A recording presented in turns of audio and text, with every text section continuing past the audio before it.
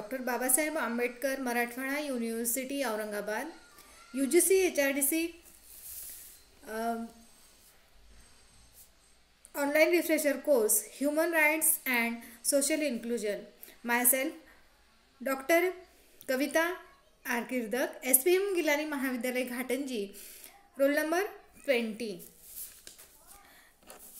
Human rights and social inclusion या refresher अंतर्गत seminar. या माझ्या सेमिनारचा विषय आहे भारतीय राज्यघटनेतील मूलभूत हक्क. आता भारतीय राज्यघटनेने आपल्याला कोणकोणते मूलभूत हक्क दिले त्यावर आज आपण चर्चा करणार आहोत. तर आपण सुरुवातीला बघणार आहोत की भारतीय राज्यघटनेत नागरिकांच्या मूलभूत हक्कांचा समावेश करण्यात आलेला आहे. जेव्हा घटनाकारांनी राज्यघटना तयार करत असताना सर्वांचा विचार करून हा मूलभूत हक्कांचा समावेश या राज्यघटनेत केला आहे. त्यांना माहिती होतं की जर समजा मूलभूत हक्क दिले नाही नागरिकांना तर त्यांची प्रगती होऊ शकत नाही, त्यांची उन्नती होऊ शकत नाही, आणि म्हणूनच भारतीय राज्यघटनेत या मूलभूत हक्कांचा समावेश करण्यात आला. राज्यघटनेच्या 3ऱ्या कलमात 12 ते 35 पर्यंत मूलभूत हक्कांची चर्चा करण्यात आली. त्यानंतर राज्यघटनेच्या मूलभूत हक्कांपैकी काही हक्क फक्त भारतीयांसाठीच आहेत, तर काही हक्क भारतीयांप्रमाणेच इतर नागरिकांसाठी सुद्धा आहेत, जेणेकरून सर्वांना याचा लाभ घेता येईल. हक्क म्हणजे काय? आता आपण गेली 5 दिवस आपण आपल्या रिफ्रेशर कोर्सचा विषयच तो आहे की हक्क म्हणजे काय. आता हक्क म्हणजे काय किंवा ह्यूमन राईट्स या सर्वांवर आता अगदी सखोल अशी चर्चा झालेली आहे आणि होतही आहे, आणि यापुढे आपल्याला ती चर्चा ऐकायला मिळणारच आहे. परंतु हक्क म्हणजे काय, तर हे प्राध्यापक हेरॉल्ड लास्की यांनी अतिशय सुंदर अशी व्याख्या केलेली आहे. तर हेरॉल्ड लास्की यांनी असं म्हटलेलं आहे की हक्क म्हणजे सामाजिक जीवनाची अशी परिस्थिती होय. हक्क म्हणजे सामाजिक जीवनाची अशी परिस्थिती होय की जिच्याशिवाय मानवाला आपली प्रगती करून घेता येत नाही. जर मानवाला आपली प्रगती करून घ्यायची असेल तर त्याला हक्क हे द्यावेच लागतील. जेव्हा हक्क आपण त्यांना देऊ तेव्हाच ते आपली प्रगती करून घेऊ शकतात. कोणताही हक्क असेल, भारतीय राज्यघटनेत जे आपल्याला मूलभूत हक्क दिलेले आहेत त्या म्हणूनच आपण आज एवढ्या प्रगती करू शकलो. आपण आपलं सगळं काही त्या हक्कांमार्फतच मिळवू शकतो. जर हे हक्क दिले नसते, आज लोकशाही आहे म्हणून लोकशाहीत आपल्याला हे हक्क आहे, जर हुकुमशाही असती तर हुकुमशाहीमध्ये अशा या हक्क नागरिकांना नसतात, आणि जे सांगतील किंवा जे मोठे व्यक्ती सांगतील त्यांनाच ते हक्क त्यांनाच त्यांच्या म्हणण्यानुसार बाकीच्यांना काम करावं लागतं. आता भारतीय राज्यघटनेने 6 प्रकारचे मूलभूत हक्क दिलेले आहेत. 6 प्रकारचे मूलभूत हक्क दिले आहे. खरे तर राज्यघटनेतील मूलभूत हक्कांच्या मूळ यादीत 7 हक्कांचा समावेश होता. किती हक्कांचा? 7 हक्कांचा. परंतु या जो हक्क आहे, कोणता हक्क आहे तो? तर मालमत्तेचा हक्क.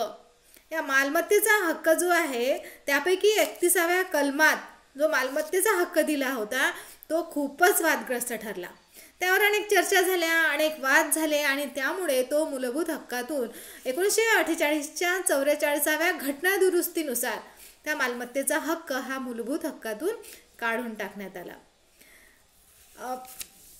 त्यानंतर सामाजिक हक्क, समतेचा हक्क. लोकशाही व्यवस्थेत आता पहिला हक्क जो आहे, आता हक्क किती राहिलेले आपले? 6 हक्क राहिलेले. 7 हक्क होते, तर मालमत्तेच्या हक्कावर खूपच वाद झाला, तर मग 6 हक्क. त्यापैकी आपण एक हक्क बघणार आहोत. तर पहिला जो हक्क आहे तो आहे समतेचा हक्क. आणि लोकशाही व्यवस्थेत समतेच्या हक्कांना विशेष महत्त्व दिले गेलेले आहे. आपली व्यवस्था ही कोणती आहे? लोकशाही व्यवस्था आहे, आणि लोकशाही व्यवस्थेत काय केलेलं आहे की समतेच्या हक्कांना विशेष महत्त्व दिले आहे. कारण देशाच्या सामाजिक व राजकीय जीवनात देशाच्या सामाजिक व राजकीय जीवनात समता जर प्रस्थापित करायची असेल तर खऱ्या अर्थाने समतेचा हक्क हा नागरिकांना दिला गेला पाहिजे. त्याशिवाय लोकशाही यशस्वी होऊ शकत नाही. लोकशाही जर यशस्वी करायची असेल तर सर्वांना समान म्हणजे समतेचा हक्क हा दिला गेला पाहिजे असं त्या घटनाकारांना वाटलं आणि म्हणून समतेचा हक्क हा दिला गेला आहे. समतेच्या हक्कामध्ये काही गोष्टीचा समावेश करण्यात आलेला आहे. जसं आहे की कायद्यापुढे सगळे समान आहेत, है ना. कायद्यापुढे सर्व समान आहेत.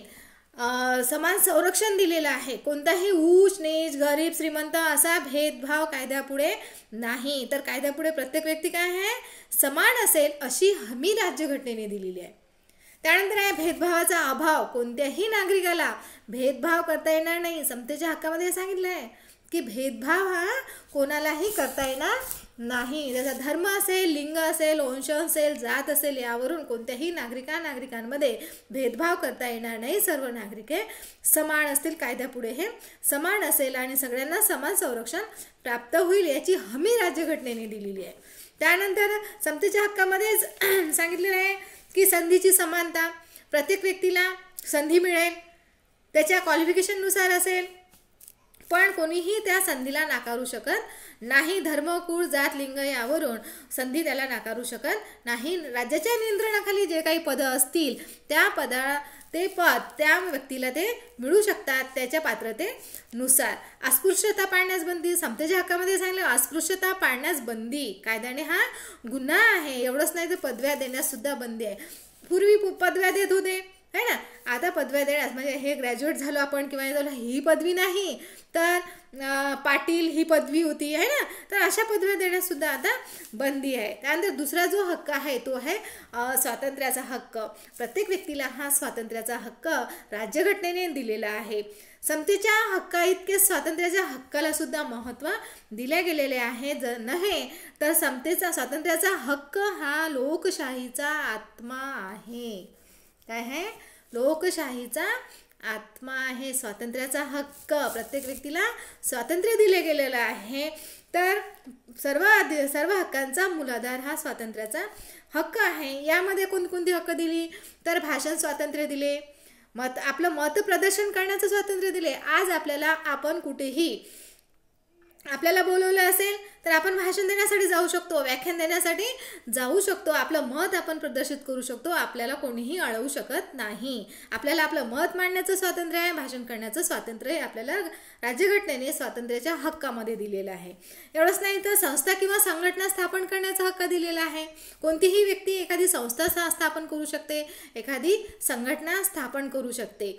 भारतामध्ये आपण मोकळेपणाने कुठेही फिरू शकतो, एका राज्यातून दुसऱ्या राज्यात जाऊ शकतो आणि तिथे वास्तव्य सुद्धा करू शकतो. हा सुद्धा अधिकार दिलेला आहे. कुठलाही व्यवसाय, रोजगार, धंदा आपण करू शकतो. असं नाही की या पर्टिक्युलर व्यक्तीने किंवा या कम्युनिटीने हाच व्यवसाय करायचा, हाच धंदा करायचा, असं नाही. तर कोणताही व्यक्ती कोणताही व्यापार, व्यवसाय, उद्योग करू शकतो. हे स्वातंत्र्याच्या हक्कामध्ये सांगितलेलं आहे. त्यानंतरचा जो तिसरा हक्क आहे तो आहे शोषणाविरुद्धचा हक्क. भारतीय राज्यघटनेच्या 23व्या व 24व्या कलमात शोषणाविरुद्धच्या हक्काची तरतूद करण्यात आलेली आहे. माणसाचा देहविक्रय करणे किंवा वेठबिगारीप्रमाणे काम करून घेणे यास बंदी घालण्यात आलेली आहे. पूर्वी माणसांची विक्री होत होती, जशी जनावरांची आज विक्री होते, है ना. बैल बाजार भरतो, जनावरांची विक्री ज्याप्रमाणे तशी पूर्वी माणसांची विक्री व्हायची. म्हणून या एक व्यक्ती दुसऱ्या व्यक्तीचं शोषण करत होतं. तर यावर बंदी घालण्यात आलेली आहे.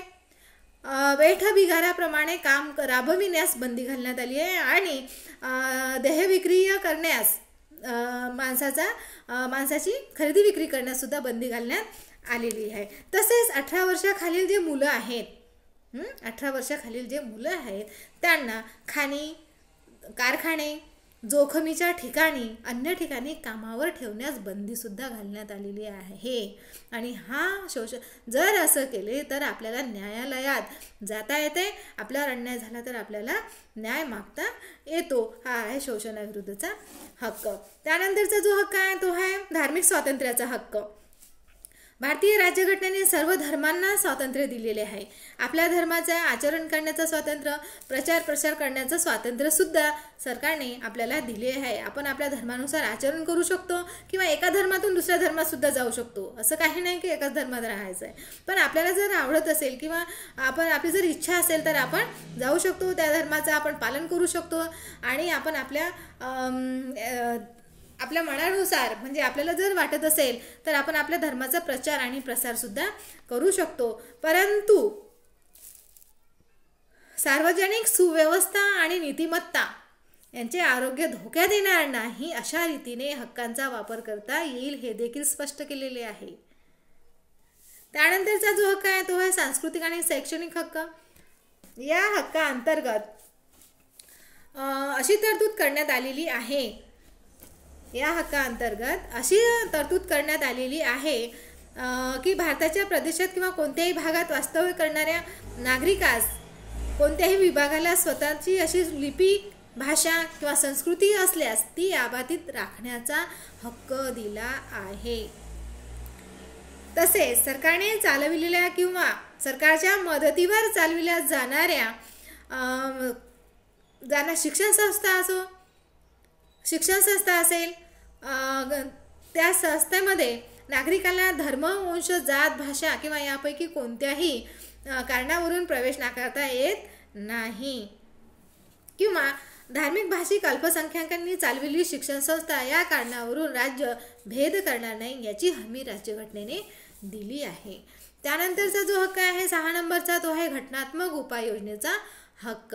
राज्यघटनेने नागरिकांना घटनात्मक उपाययोजनेचा हक्क दिला आहे.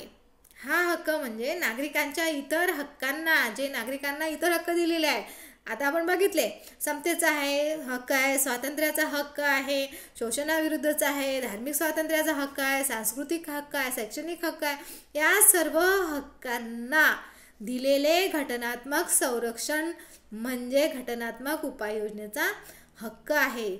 जर एखाद्या व्यक्तीच्या हक्कांवर अतिक्रमण झालं असेल तर अन्याय झाला असेल तर एखादी व्यक्ती त्याविरुद्ध न्यायालयामध्ये न्याय मागू शकते. हा हक्क घटनेने आपल्याला दिलेला आहे. हा घटनात्मक उपाययोजनेच्या हक्कामुळे मूलभूत हक्कांना कायद्याचे पाठबळ प्राप्त झाले आहे. या प्रकारे आपण आज घटनेने आपल्याला कोणकोणते हक्क दिलेले आहेत, मूलभूत हक्क कोणते कोणती आहेत त्यावर आज आपण चर्चा केली. तुम्ही मला ऐकून घेतलं त्याबद्दल मी तुम्हा सर्वांचे धन्यवाद मानते आणि इथेच थांबते. धन्यवाद.